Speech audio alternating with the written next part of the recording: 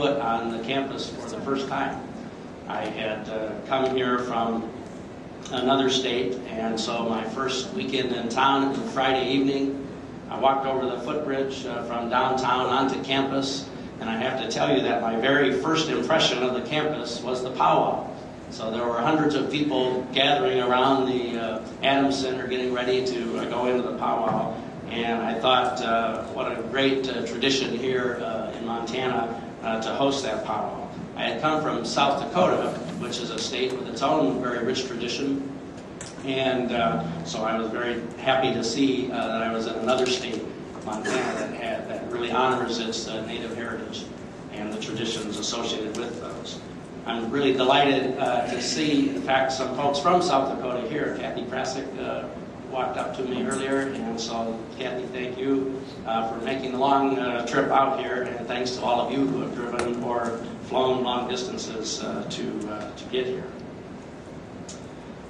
This is a very proud week for us here at the university as we celebrate and honor our traditions and our future. Saturday is going to be a very special day as we have the groundbreaking for the new Native American Center on campus. I hope that you'll all be able to stay for that event.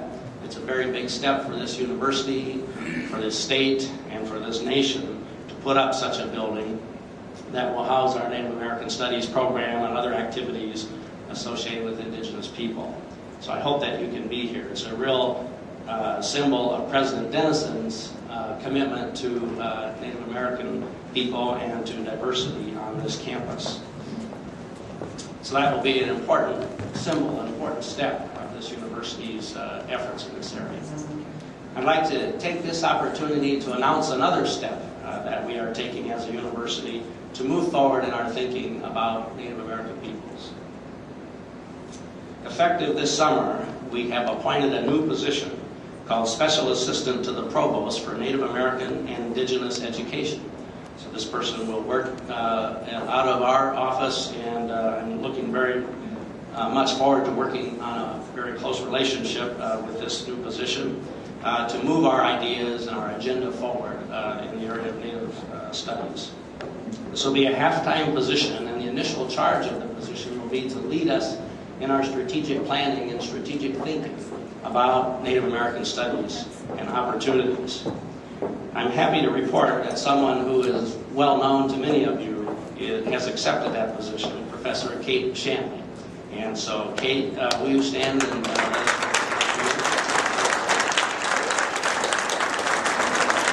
we're looking forward to so many great things and moving forward on a rapid scale with our interests and efforts here. So we're just delighted at this development and looking forward to getting started. The program for today looks exciting and stimulating, and I hope you will all enjoy the day and leave the conference stimulated with new ideas and dedicated to helping move forward the research agenda. Thank you for coming, and have a great day. I'd like to, at this time, ask Kate to come up, if she would, and just talk a little bit about her vision. So, Kate, thank you.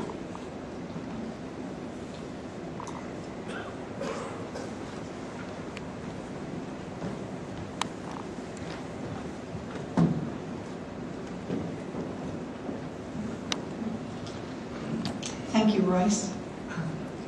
It's a tremendous honor to be asked to serve in this capacity, and I'm looking forward to meeting with all entities on campus, in communities, at tribal colleges, certainly students and faculty at other institutions in the state, and trying to make this a collective vision of higher education in the university system that we collaborate on and we agree is the right direction. So I'm honored to be asked to do this, and I also agree with Royce that President Dennison's legacy has been a rich one for Indian people in the sense of that new center we're going to break ground on the weekend.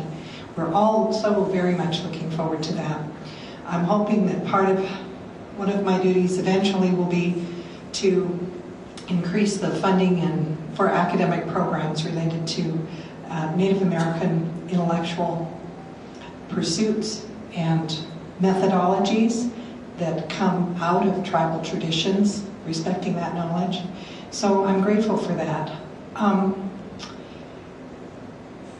This conference is a step in the right direction in making all these things happen, and I want to thank Bob McAnally for coming, and I just was sitting down there, couldn't resist saying that Americans may call him Bob McAnally, but I always call him Bobby. He's my favorite cousin, and his grandma and my grandma, they had nicknames for us. They called him, they would say, Katie did, Bobby said so. So it was always one sentence. No, I won't tell him why. I won't tell him what I did. So we are best cousins, as they say. I want to offer a few thoughts about the issues and concerns that bring us together. And I'll keep my comments brief, since so many questions are raised by this subject. Some of the questions are, what are the interests that intersect to bring us together? What do we mean by tribal knowledge? And how can research communities reflect the values and methodologies of the First Nations people among and around them, and indeed within them? We are research people. How can research honor the First Nations people who carry the deepest knowledges with them into the intersections of culture? The same question in another form. Who stands to gain the most by our seeking answers to these questions? I will briefly say, excuse me, on the last question, who stands to gain the most by our exchanges? I believe we all potentially stand to gain by seeking answers to these questions. The best possible critical thinking skills and the deepest heart knowledges are needed for today's challenges. We all gain. We've never been more challenged in the history of the planet than we are now to understand nature and indigenous ways of being in the world. Quoting from a book called Indigenous Knowledges in Global Contexts, tribal knowledge can be understood as articulating a cosmology that contradicts forms of domination, such as patriarchy, racism, militarism, scientific and economic colonialism, and imperialism, end quote. I wanted to introduce those words to us today because on the underbelly of the things we celebrate about tribal knowledges is the idea that they've been oppressed, suppressed, erased, distorted, and we're here to begin conversations in some instances, continue them in others, to set that right. A second point about who benefits.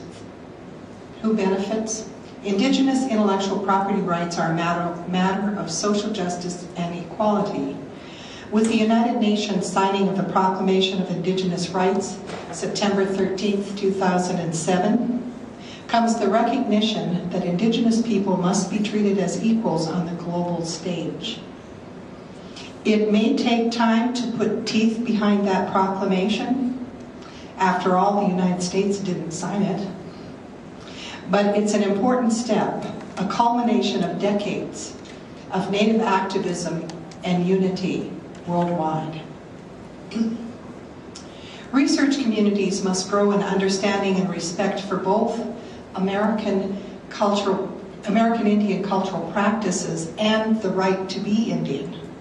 Despite comprehensive and destructive efforts to kill the Indian in the tribal person, tribal people have survived and have done so through the commitment of our elders to keep the ceremonies and rituals alive, to renew the vision, to stay the course. Our freedom to carry on our own spiritual practices has been severely impeded through active oppression of religions, making them illegal, and forced assimilation efforts. but also through the Western idea of the right to know.